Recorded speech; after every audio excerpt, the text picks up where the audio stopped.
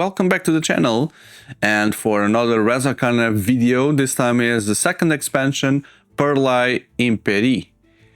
Strange names, Latin, but it seems like it says Pearls of Power. Perlae Pearls Imperii Power. So I don't have the box because I'm storing everything inside the base game box. It's just these contents, these components, as you can see in this small manual, but I'll show you everything. The manual itself is just this piece of paper, okay, that includes the new components, the new changes in rules, which are very few, and some explanation of the new cards that I'm going to show you. So the most important thing to start is that now this expansion comes with this setup guide, which brings the game up to 5 as well. The other expansion already did, but this one now has the setup to help you to do that. How many monuments to set up, how many places of power. And then because there is this new resource, the pearls here, the pearls, also you need to give one of each resources to all the players, which includes one of the pearls. And then on the other side, it also changes for the first time. The game ends with 13 points instead of the normal 10. And pearls in the end of the game are worth 1 point. So remember, gold was worth 2 as an essence for untying purposes, but the pearl itself is worth 1 point. So it's another strategy to accumulate pearls because that's gonna bring you to many points.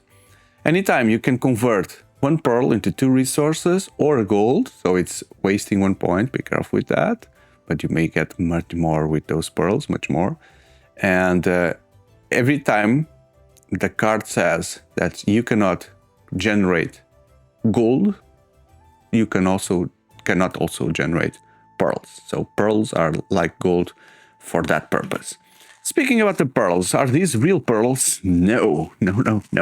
But they look very good as a plastic sphere. It's not entirely a sphere because, as you can see, they have a flat base. That's because if these were really spheres, they will be just rolling all over the table, but with this flat surface, you can put them on a table like this and they're stable. So well thought from Sandcastle Games.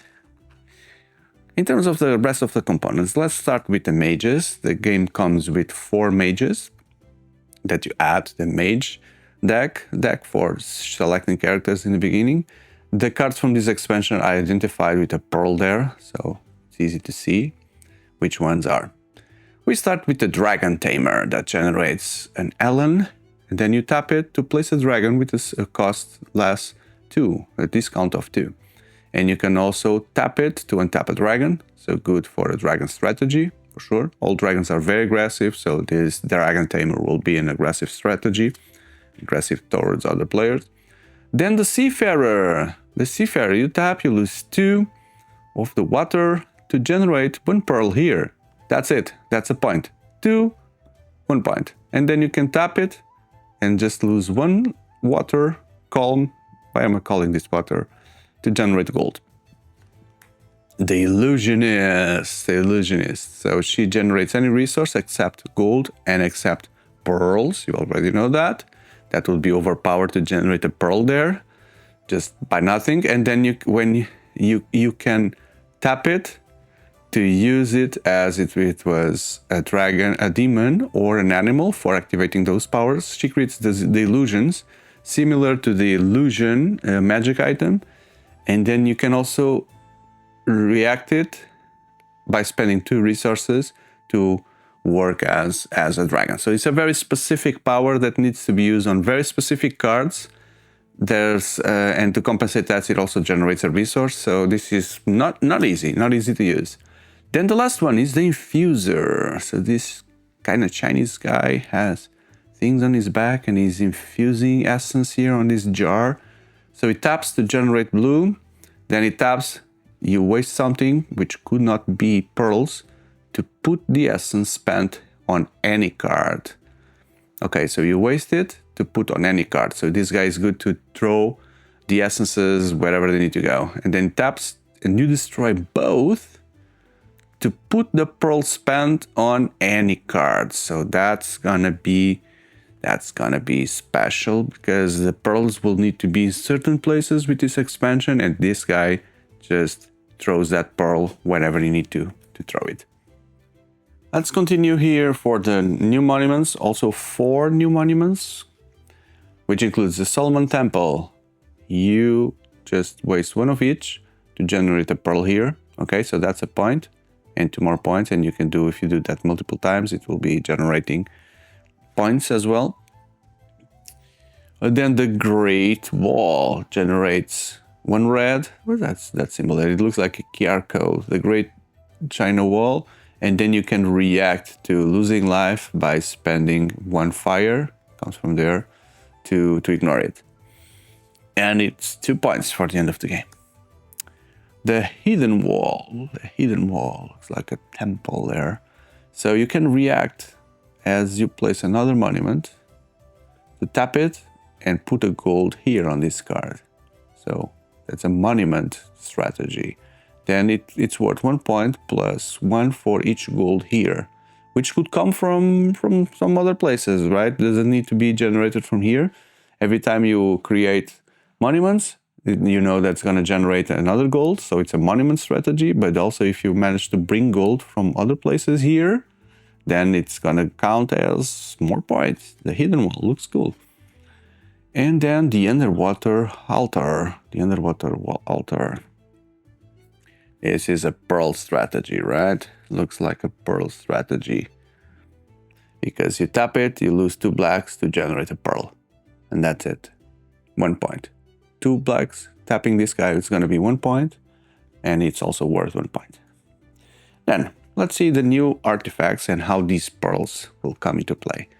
You got the Raven Familiar, costs nothing, animal, generates death. And then when you get gold, you tap it and you get something else. Catherine Will, Demon, Strange Demon. Tap it, all players lose 1 life. All players, including you. But then you can react as you ignore losing life to generate 3 resources. So you should have something that allows you to ignore losing life. There are many in the game. We've seen many of these cards, animals, etc. And then if you have this strategy, that's gonna generate you 3 resources. 3 resources. Very, very powerful. If you have this and the other one, that's very powerful. Very powerful. Oops, wrong place here. Then the Dolphin, an animal that generates a pearl. Costs 6 a bit, but every turn there's gonna be a pearl coming out of there.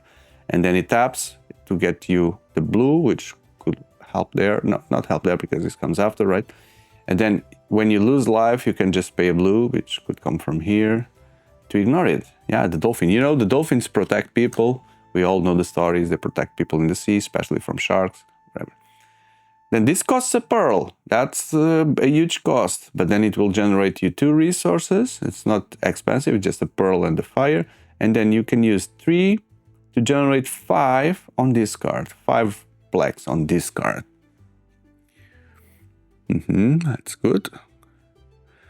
Or you can tap to destroy one of your artifacts to get the resources from there, +2. And gold and pearls cannot be. Then the Endless Knot. That's a strange artifact there. If you leave a pearl here, it will generate 1 gold or 2 other resources every turn. Then you tap and you lose a life. Put it on here. Put it on who? The pearl? Put it on here. Normally it says a spent pearl, right? So I'm assuming this is going to be the spent pearl. Just looking at the manual to see if there is any confirmation here. No, I don't see the specific for this one. So let's assume that it's like the other one. So you waste that pearl and the pearl comes here. The pearl comes here, then you'll be generating this resource or that resources every turn. And then the pearl is still worth 1 point in the end of the game. Because those pearls, they can't count 1 point either on components or on your essence pool. As long as you have them somewhere, they will be worth 1 point. Phoenix, red and green creature, tap gold there. You can react to losing life by destroying a component on this card to ignore it. and then also generates 4 fires. And this card is put back on your deck. So it's like a phoenix. It never dies, it comes back. But you need to ignore a component. That's a tricky one. So that's destroy a component on this card.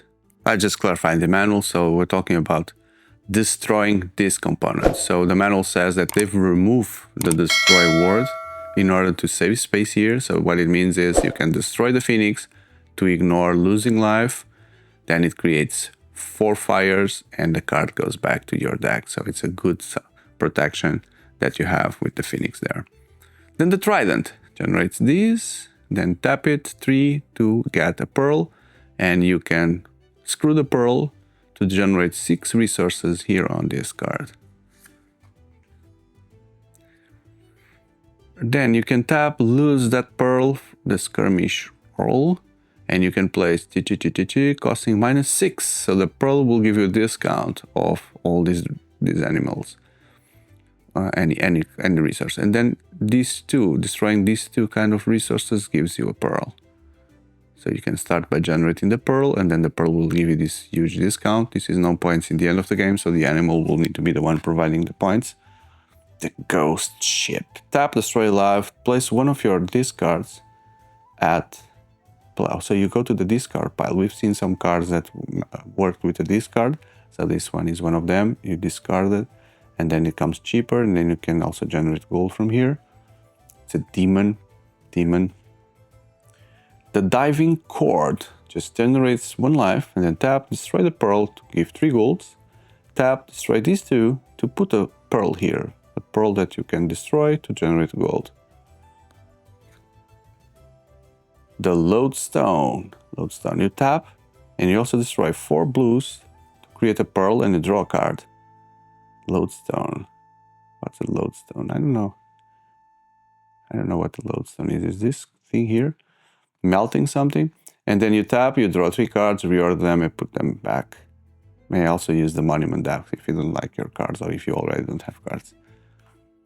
The last card of the game is the Ancient Dragon. 12 on the cost side, 2 points. Cannot be placed by Dragon Teeth, which was an artifact that allowed you to place dragons. So this one is too expensive for that. Cannot be discarded by Sacrificial Dagger, which was something that probably was OP with this card.